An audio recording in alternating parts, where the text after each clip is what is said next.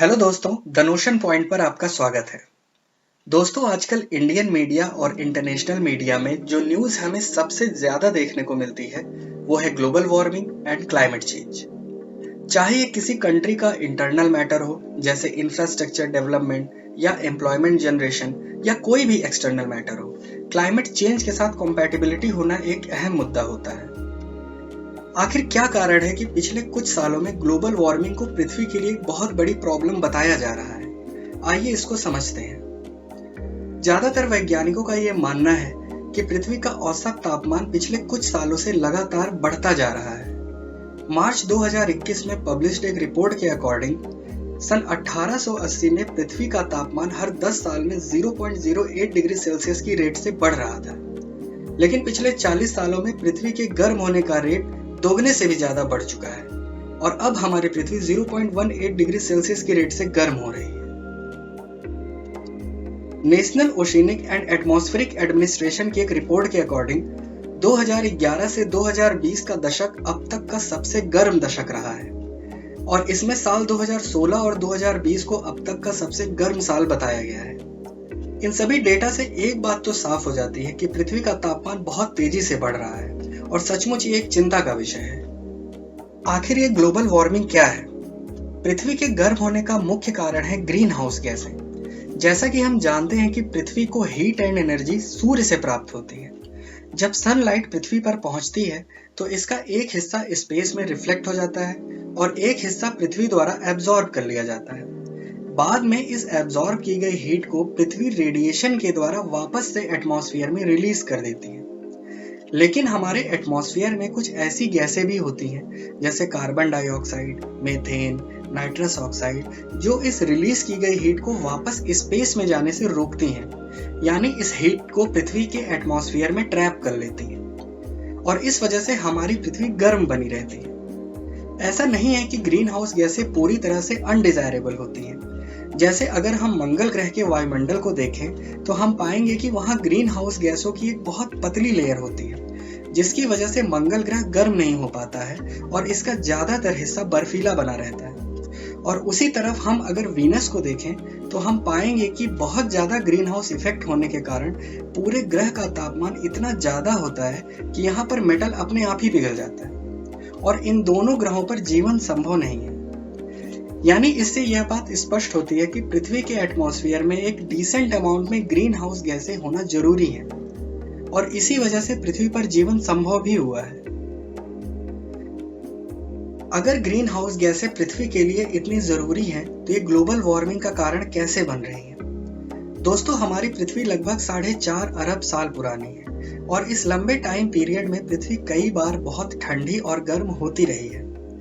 इसका कारण यह है कि पृथ्वी का ऑर्बिट और इसका अपने एक्सिस पे झुकाव कुछ एक्सटर्नल फोर्सेस की वजह से चेंज होता रहता है, जिससे हमारी पृथ्वी और सूर्य के बीच की दूरी भी थोड़ी बहुत घटती बढ़ती रहती है और इसी रेशियो में सूर्य से मिलने वाली एनर्जी में भी अंतर आ जाता है। जब हमारी पृथ्वी सूर्य के करीब होती है तो ये गर्म हो जाती है और जब दूर होती है तो ठंडी हो जाती है। इस पूरे प्रोसेस को मिलैंकोविच साइकिल द्वारा समझा जा सकता है, लेकिन इस प्रक्रिया में बहुत लंबा वक्त लगता है और इसे बिल्कुल सामान्य घटना मानी जाती है। लेकिन जब से नेचर में इंसानों का हस्तक्षेप बढ़ा है, तब से स्थिति खराब होना शुरू हो गई है।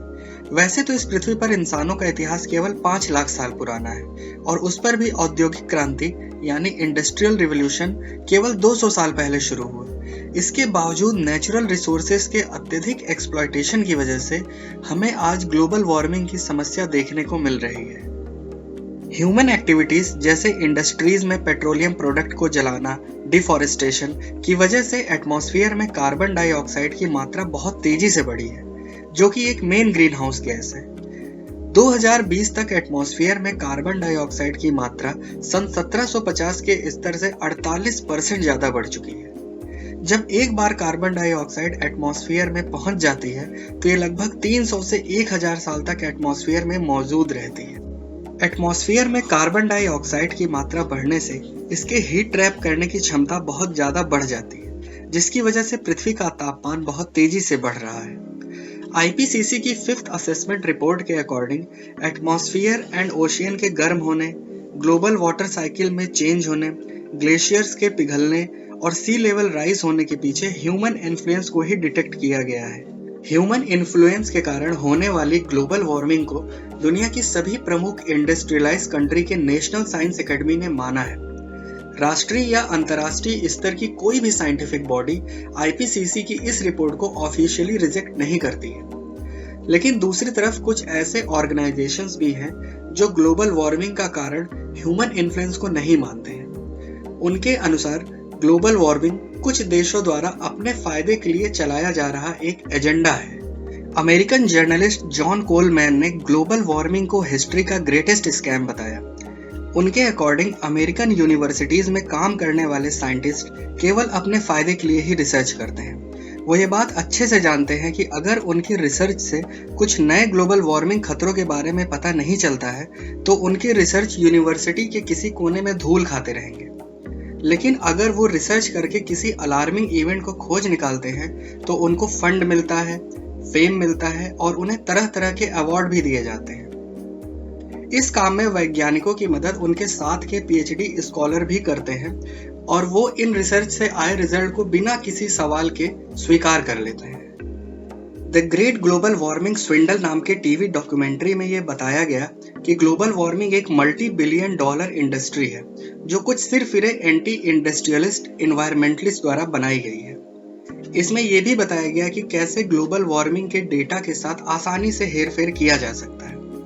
Green scam. एक दूसरी थ्योरी के अकॉर्डिंग बहुत से लोगों ने रिन्यूएबल एनर्जी कंपनीज में अपना बहुत सा पैसा लगाया है। अगर ग्लोबल वार्मिंग को एक मिथ साबित कर दिया जाए तो उनका ये सारा पैसा डूब जाएगा। इस वजह से ऐसे ऑर्गेनाइजेशंस साइंटिस्ट को बहुत से पैसे देते हैं जो उनके लिए ऐसे डेटा तैयार करें जो ग्रीन एनर्जी में इन्वेस्टमेंट को सपोर्ट करते हैं। ऐसा ही कुछ पूर्व अमेरिकी राष्ट्रपति डोनाल्ड ट्रंप ने भी कहा था कि क्लाइमेट चेंज सिर्फ एक होक्स है। ये प्रॉफिट मेकिंग वर्ड है, इसलिए हमें ग्लोबल वार्मिंग पे विश्वास नहीं करना चाहिए। उन्होंने अमेरिका को पेरिस एग्रीमेंट से बाहर भी ले लिया था और इन सब के पीछे चाइना का हाथ बताया था। लेकिन बाद में जो बाइडेन ने वापस से पेरिस एग्रीमेंट को ज्वाइन किया। क्या हमें ऐसी थ्योरीज पर विश्वास करना चाहिए? जवाब है बिल्कुल नहीं। एक तो ऐसी थ्योरीज को साइंटिफिकली प्रूव नहीं किया गया है और दूसरे अगर हम पिछले कुछ सालों में देखें तो ग्लोबल वार्मिंग की वजह से हमें बहुत सारे क्लाइमेट एक्सट्रीम इवेंट्स देखने को मिले हैं। जैसे जुलाई 2021 में यूरोपियन फ्लड्स, अमेरिका में हरिकेन आइडा, भारत में साइक्लोन्स ताउते, यास, निसर्ग, 2019 में ऑस्ट्रेलियन वाइल्ड फायर्स। इसके अलावा लगभग दुनिया के हर देश में drought, floods, heat waves, cyclones देखने को मिले हैं।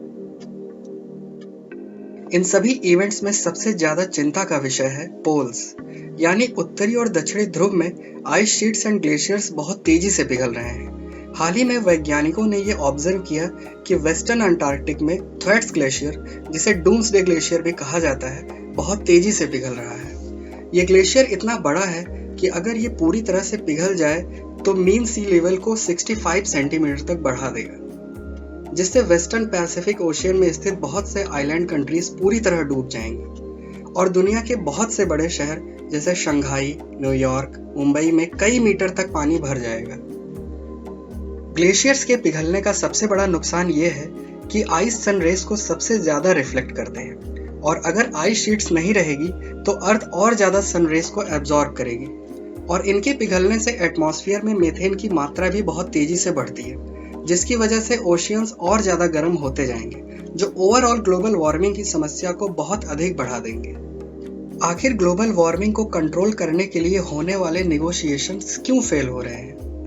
दोस्तों, हम जानते हैं कि ग्लोबल वार्मिंग किसी अकेले देश की समस्या नहीं है, बल्कि ये हमारी पृथ्वी के लिए एक बड़ा खतरा है। यानी ग्लोबल वार्मिंग की समस्या से निपटने के लिए हर देश, चाहे वो डेवलपिंग कंट्री हो या डेवलप्ड कंट्री, को एक साथ आना पड़ेगा।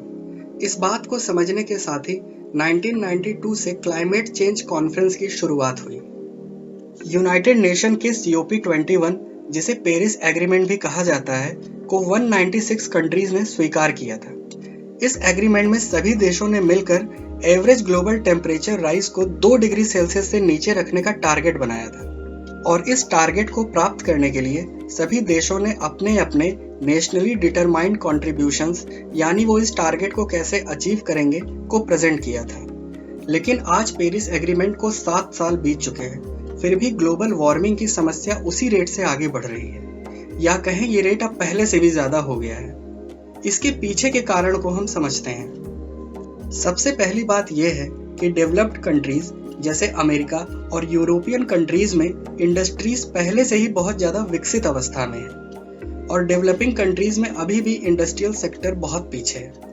इसलिए डेवलपिंग कंट्रीज अमीर देशों पर यह आरोप लगाते हैं कि ये ग्लोबल वार्मिंग की समस्या उन्हीं की वजह से है और उन्हें ही इस क्षेत्र में ज्यादा प्रयास करने की जरूरत है। दूसरी तरफ डेवलप्ड कंट्री पिछड़े देशों पर यह आरोप लगाते हैं कि वो इन निगोशिएशन में तरह तरह के अड़ंगे लगाकर बहुत ज्यादा टाइम वेस्ट कर रहे हैं और कॉन्फ्रेंस को एक निश्चित निर्णय पर नहीं पहुंचने देते हैं। ज्यादातर देश अपने शॉर्ट टर्म फायदे के लिए लॉन्ग टर्म बेनिफिट को समझ नहीं पा रहे हैं। उनको ऐसा लग रहा कि इन समझौतों से उनका नुकसान होगा और दूसरे देशों को फायदा होगा, जिसे फ्री राइडर प्रॉब्लम भी कहा जाता है। ये बात साफ है कि ग्लोबल वार्मिंग एक शेयर्ड प्रॉब्लम है और इसको केवल आपसी सहयोग से ही कंट्रोल किया जा सकता है। रिच कंट्रीज को अपने रोल को समझना चाहिए और एक बेहतर लीडरशिप दिखाना चाहिए। हम पृथ्वी के लैंड को भले ही बांट सकते हैं, लेकिन पृथ्वी का एटमॉस्फेयर सभी देशों के लिए एक है। ग्लोबल वार्मिंग की इस समस्या में एक देश की गलती की सजा दूसरे देश को झेलनी पड़ती है। इसलिए इस समस्या को केवल अपने देश की समस्या न मानकर पूरी पृथ्वी की समस्या माननी चाहिए और एक तय सॉल्यूशन पर मिलकर काम करना चाहिए।